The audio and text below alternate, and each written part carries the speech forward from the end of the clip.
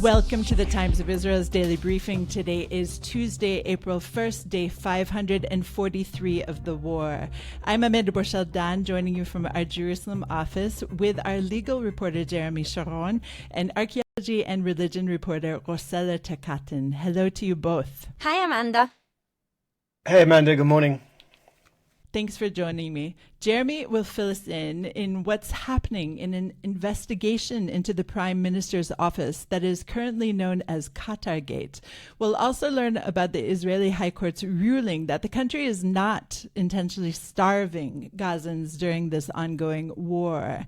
And we'll hear about his trip this week out into the Palestinian village of Jinba in the southern Hebron Hills, where there was a violent raid by settler extremists on Friday. Rossella will tell us about a new Pew survey that shows that 25% of American Jews who were raised as Jewish don't consider themselves as Jews when they're adults. That's already quite a lot, but we're going to end with a new archaeological find that maybe, just maybe, proof of the biblical battle at Armageddon. All this and more when we're back. I like what I do as a Jew, and I find it interesting and meaningful, but I want to learn about what's out there and how do the rest of our people connect.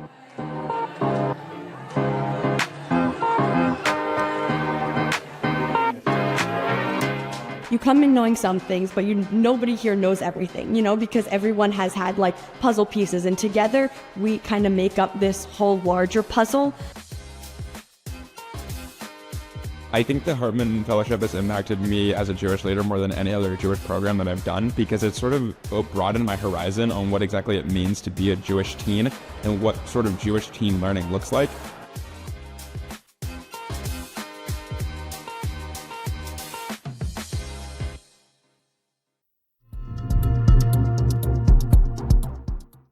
First, an update. Prime Minister Benjamin Netanyahu has announced this morning that he is backtracking on his decision to appoint Vice Admiral Eli Sharvit as the next head of the Shin Bet.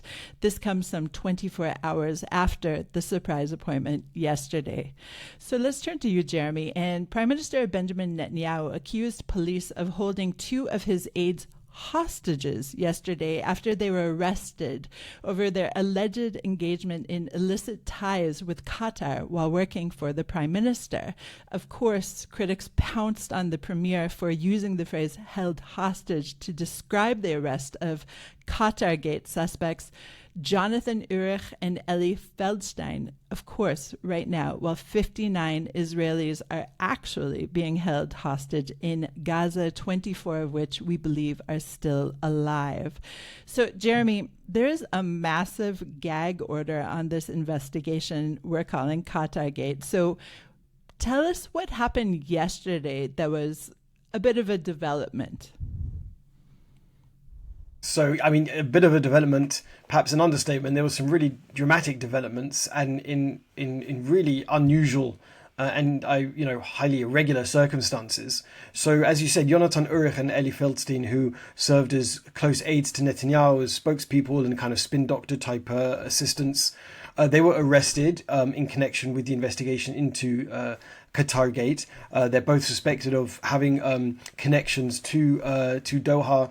While working as aides to the Prime Minister, and the different aspects of a conflict of interests, and also other suspicions of money laundering and other financial crimes in connection to their activities with Qatar, and at the same time while working with Netanyahu. So they were arrested, and then we learned during the course of the day that the Attorney General had actually told the police that they need to interview they need to interview Netanyahu as somebody with knowledge of the circumstances surrounding this investigation. So Netanyahu then cut short his testimony in his criminal trial, which is obviously separate from this whole investigation. This is his criminal trial on corruption charges, which has been going on since 2020. He left that trial to go and give testimony to the police's major crimes unit, Lahav 433. And we had this, crazy circumstances where, the Prime Minister's going from his own personal legal proceedings to giving details about another criminal investigation into his close aides. And it became clear that it's not it's not completely been ruled out that Netanyahu might actually have to give further testimony under caution, meaning as a suspect in this Qatargate investigation. So, that was just some of the events surrounding yesterday's legal developments. And one further detail is that Netanyahu's personal lawyer in his corruption trial is also representing Yonatan Urich, and before even Netanyahu left his trial, his lawyer Amit Haddad had to leave earlier in order to go and tend to the legal necessities of Yonatan Urich. So, really, unprecedented day in Israel yesterday. Well, I'm speaking with a Brit, so I had to say a bit of a development, right, Jeremy? Okay. Right. Moving along, the High Court of Justice ruled unanimously on Thursday that Israel has taken a variety of steps to provide for the humanitarian needs of Gaza's civilian population during the current war with Hamas, and that there is no cause for the court to order the government and the army to take any additional action. The court found that at least 2 out of the 3 conditions for establishing a belligerent occupation have not been met by Israel, in particular that the IDF still does not have effective control of the territory and is unable to exercise governing authority. So, Jeremy, what are the other 2 conditions that are not being met currently? So the 3 conditions are having boots on the ground, a physical presence.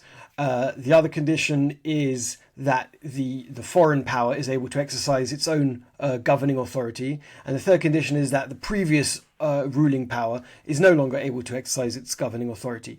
The issue of a belligerent occupation is important because if the court had found Israel to be in this status of a belligerent occupation of Gaza, it would mean that Israel would have much more heightened responsibilities towards the civilian population in Gaza. In fact, not only being responsible for transferring the aid into the territory, but for distributing it to the population. So that was the significance of that aspect of the petition. With the petitions, the main focus and thrust of the petitions was back in beginning of 2024, when there was concerns about starvation and famine in the Gaza Strip raised by various international NGOs, and these organizations petitioned the court, and they asked the court to order the government to allow unfettered access of humanitarian aid into the Gaza Strip. So over the course of 2024. There was 5 hearings, some of which I covered, and there was various legal proceedings. And the court heard all the claims from Qatargate, which is the Israeli unit within the defense ministry responsible for coordinating the transfer of aid. It heard the claims of the petitioners. It asked for extra information. Some of that information was given behind closed doors because it was sensitive and classified.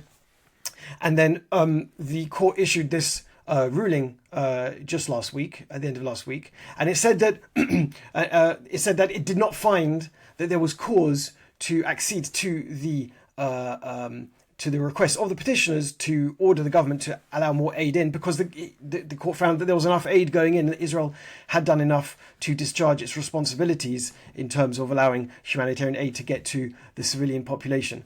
Just important to note that the person who wrote the majority opinion here is the new president, Isaac Amit. He is a liberal.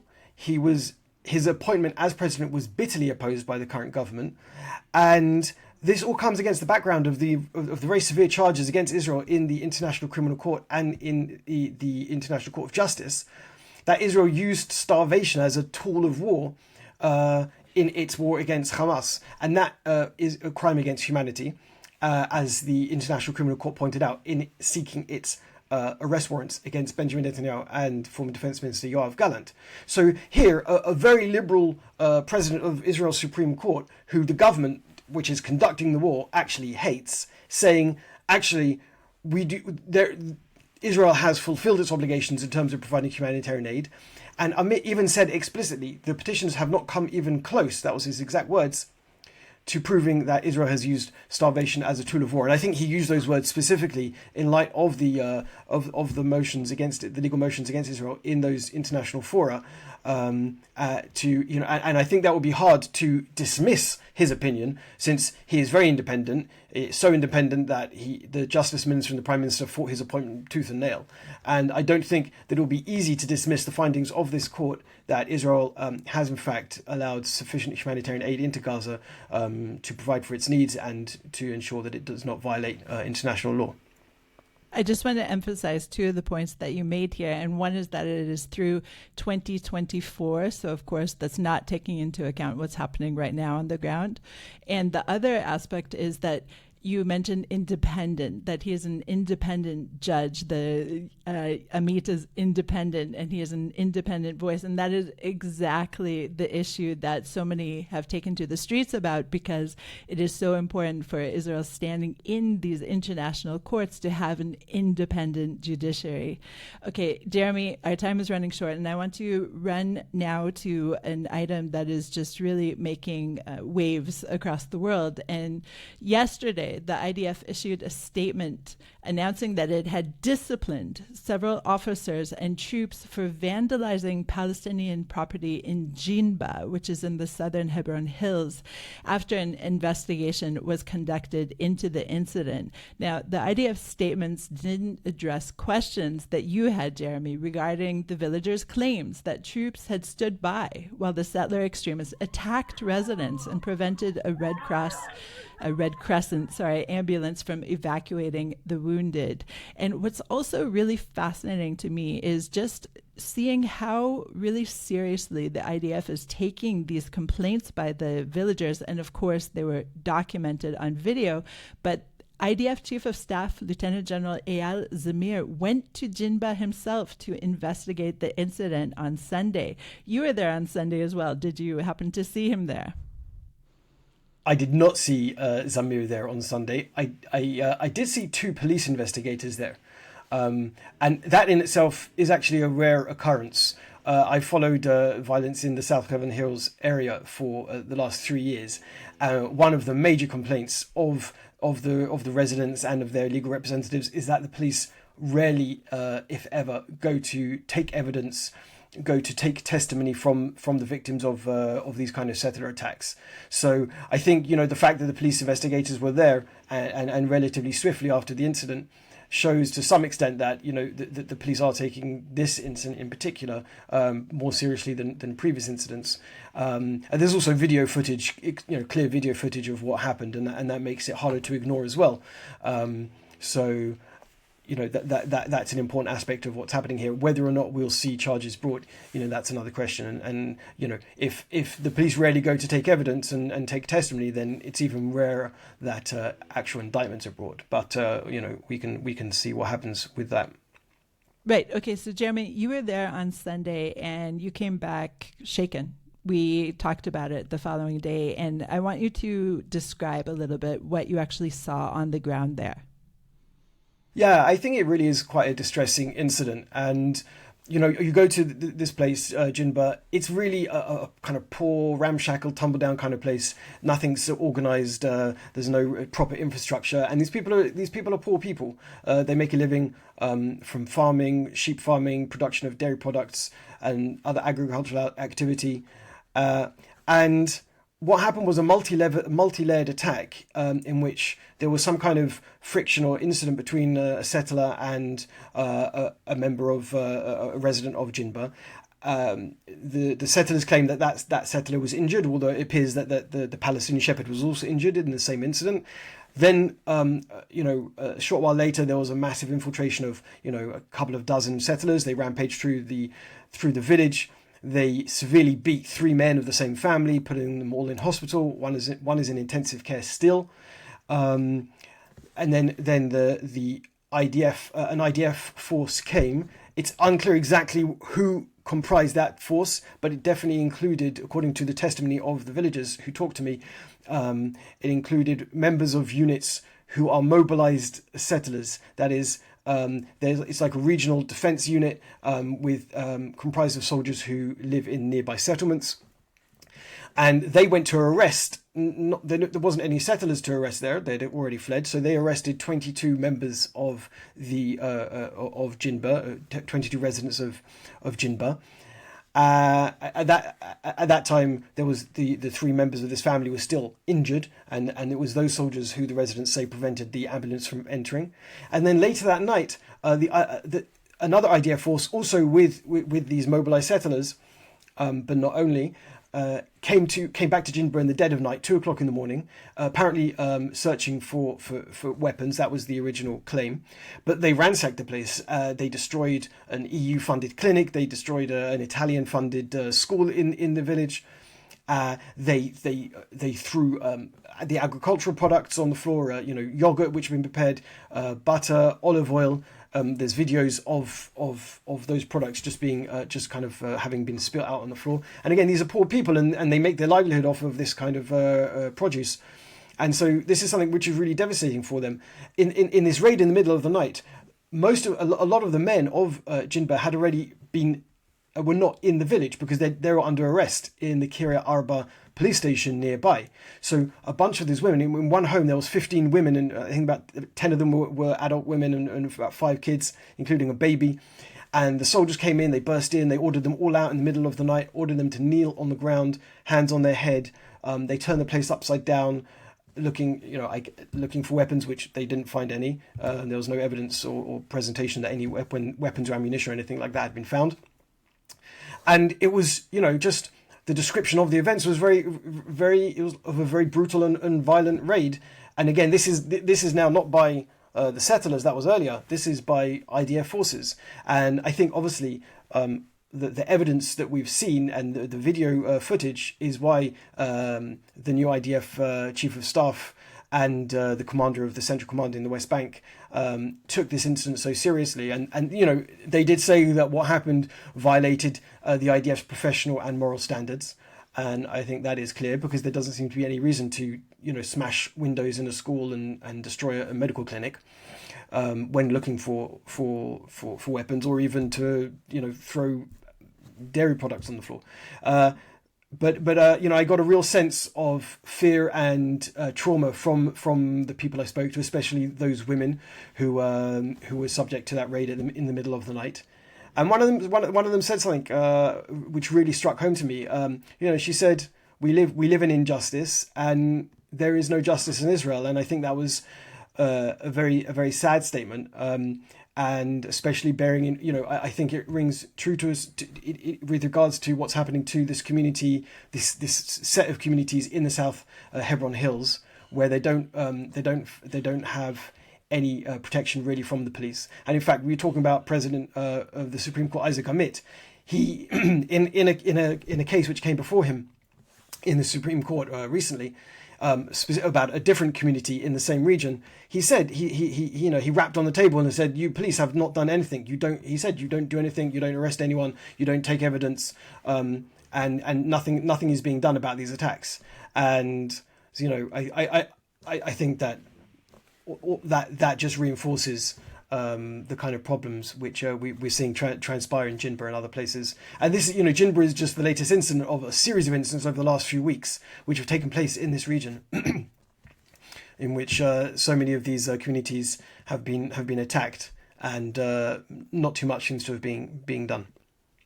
It does appear that the IDF and parts of official Israel are taking it seriously, and we definitely are. So I know, Jeremy, you're following up on this. We are going to go to a short break. I and my wife, we were mourning with people, but because of the way that things have changed, let's say in the last 5 to 7 years, there was a feeling that, and this is the substance of an exchange I had in dissent with another member of the magazine's editorial board, the kind of progressive movement, I think a lot of people in the progressive movement felt, well, if we make a big deal out of Jewish pain and suffering in the wake of October 7th, it'll be instrumentalized and used to justify the war. That's like a generous interpretation. And my argument was actually not mourning legitimates the war. And this is because people don't understand also how Israelis feel themselves to be in the world. That if you were able to mourn, then you also might be able to say to people, look, like this, what happened is heinous and horrible. And there is another way other than living by the sword forever. But when the world's response to this is, you got what you deserved, and this is even a good thing, well, you only confirm the sentence that the whole world is against us.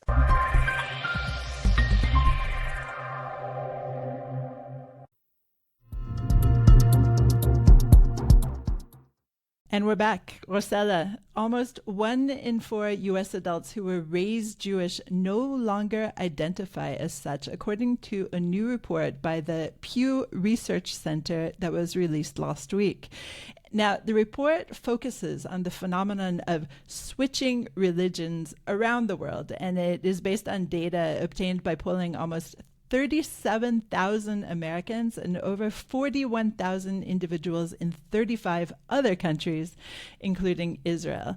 So, Rossella, you did not grow up in North America. Obviously, from your accent, you are Italian. And were you surprised by the high level, the 25% of American Jews who just don't consider themselves Jewish anymore?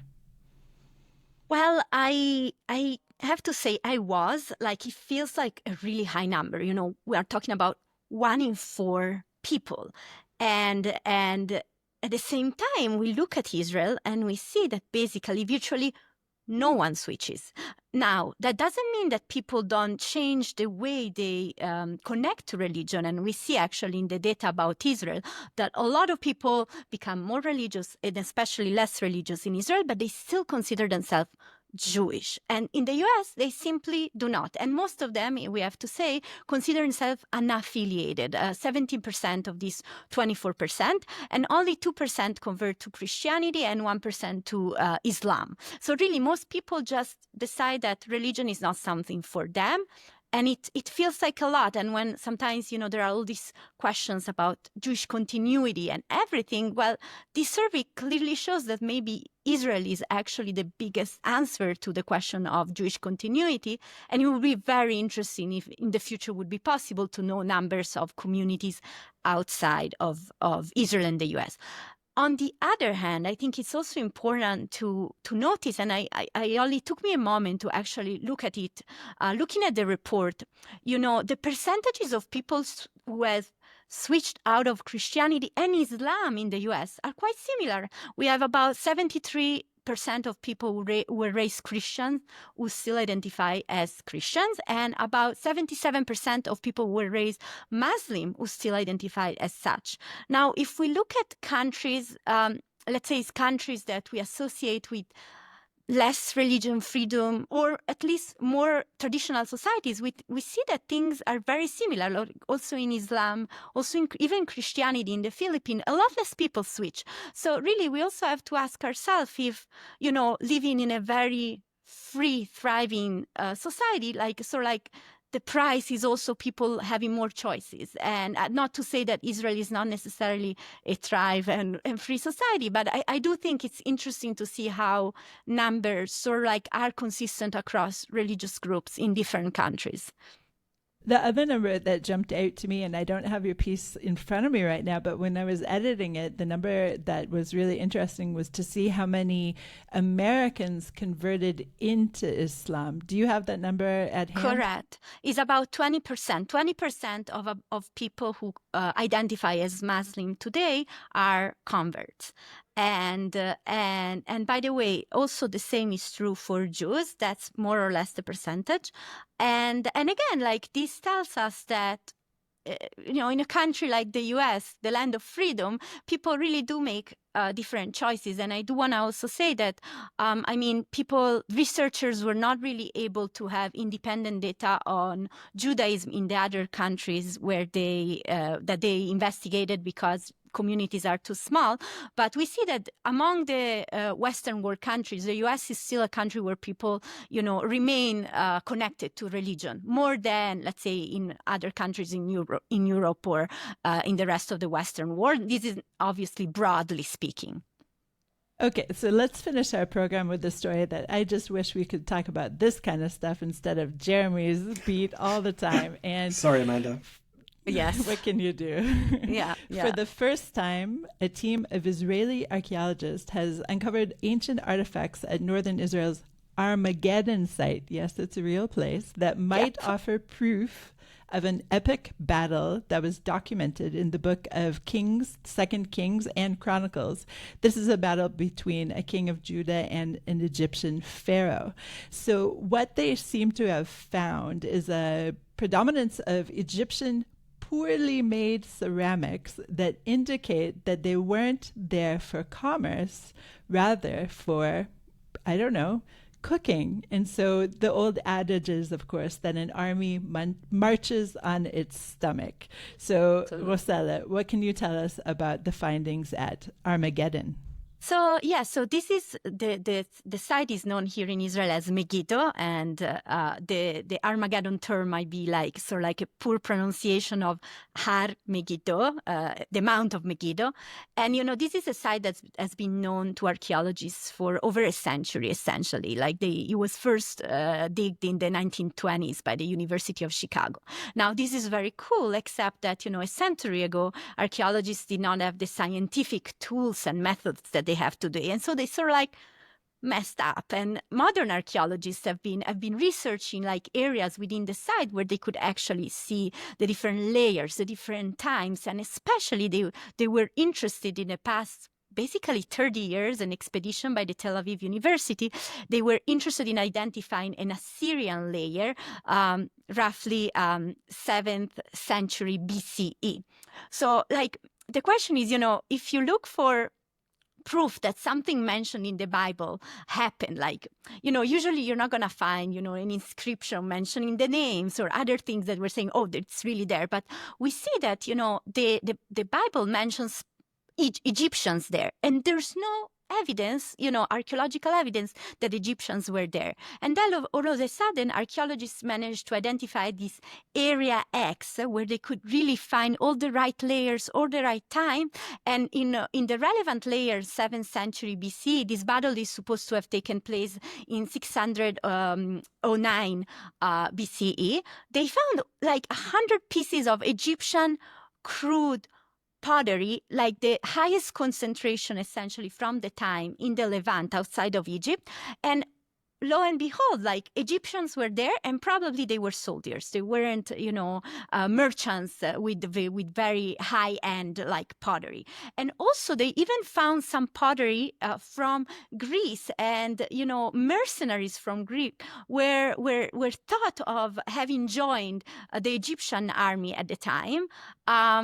And this is even like cooler because one of the characters mentioned in the Hebrew Bible, and even more so in the New Testament, Gog, according to the experts, might actually be identified with the Greek king Gigel, and therefore this Greek pottery might even say that actually some Greek present and this king that was battling against the Israelite was somewhat involved and was somewhat in the picture.